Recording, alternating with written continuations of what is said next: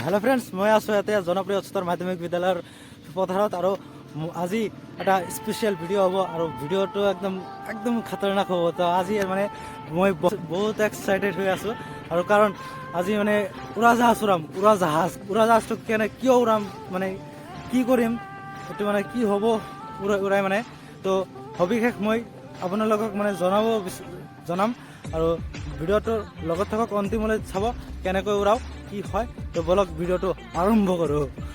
তো গাইজ মই আছো ইয়াতে আপোনালোকে সম্ভৱতঃ গম পাইছে যে মই ক'ত আছো আৰু তেওঁলোকে সন্মুখত আছে আৰু তেওঁলোকৰ মানে পৰা সকলোখিনি জানিব বিচাৰিম যে কি কেনেকৈ মানে ড্ৰোনটো উৰাইছে আৰু কি হৈছে সকলোখিনি আপোনালোকক জনাম।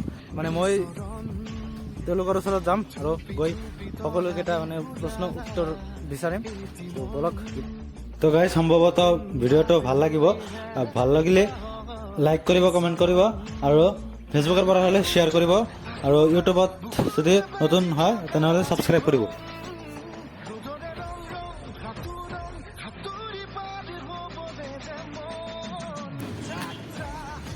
তো গাইজ ইয়াৰ পৰা অলপ সাইড হৈ আপোনালোকক একচুৱেল ঘটনাটো আপোনালোক মানে জনাব বিচাৰিম মানে কি হৈছে। কিছুমানে কৈ আছে যে ৰিজাৰ্ভ ভাঙিব, ৰিজাৰ্ভ মানে উঠাই দিব আৰু সেইটো বুলি মই ভিডিঅ'টো বনাই আছোঁ। তো গাইজ তেওঁলোকে 5-6 জন মানুহ আহিছে আৰু তেওঁলোকৰ মাজত 2জন ইঞ্জিনিয়াৰ আছে আৰু তেওঁলোকে মানে গোটেই অসমখন এনেকৈ ফুটেজ লৈ আছে উৰাজাহাজেৰে আৰু তেওঁলোকক মানে বেলেগ বেলেগকৈ ভাগ কৰি দিয়া হৈছে। এটা ৰাজ্যত এটাকৈ মানে এনেকৈ ভাগ কৰি দিয়া হৈছে আৰু তেওঁলোকে এনেকৈ ফুটেজ লৈ আছে। আগতে আপোনালোকে মাটিৰ নক্সা চাবলৈ মণ্ডলৰ তাতে গৈছিল আৰু এতিয়া ডিজিটেল অসম হৈ আছে আৰু সেইকাৰণে মানে এই নক্সা এতিয়া চাব নালাগে। এতিয়া বসুন্ধৰা মিছন এপত মানে এপ নহয় এইটো ৱেবছাইটত আপোনালোকে চাব পাৰিব কাৰ কিমানখিনি মাটি আছে এনেকৈ মানে তেওঁলোকে কৈছে আৰু সেইমতে মই কৈ আছোঁ, তেওঁলোকৰ মতে মই কৈছোঁ। আৰু তাৰমানে তেওঁলোকে এই বেলেগ বেলেগকৈ লোৱা ফুটেজখিনি মানে এটা ৰাজ্যত আনটো ৰাজ্যত এনেকৈ ফুটেজখিনি লৈ মাৰ্চ কৰা হ'ব আৰু মাৰ্চ কৰি এটা গুগল মেপৰ নিচিনাকৈ আপোনালোকে চাব পাৰিব কাৰ কিমানখিনি মাটি আছে কি আছে আপোনালোকে চাব পাৰিব। এক কথাত ক'বলৈ গ'লে তেওঁলোকে ৰিজাৰ্ভ ভঙাৰ কাৰণে ৰিজাৰ্ভৰ মাটি মাপিবলৈ তেওঁলোকে ইয়াত অহা নাই আৰু তেওঁলোকে আহিছিল কেৱল এই মিছন বসুন্ধৰাৰ নামত তেওঁলোকে মানে এতিয়া ফুটেজ ল'বলৈ কিমানখিনি মাটি আছে অসমত সেইখিনি মানে চাবলৈ।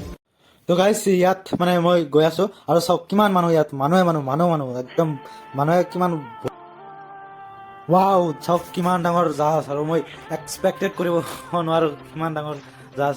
মই এনেকুৱা জাহাজ প্ৰথম চালোঁ, চাওক কিমান ভিৰ কৰিছে, কিমান অ' মাই গড চাওক মানুহে আৰু ময়ো দেখুৱাই দিছোঁ আৰু আহিছোঁ।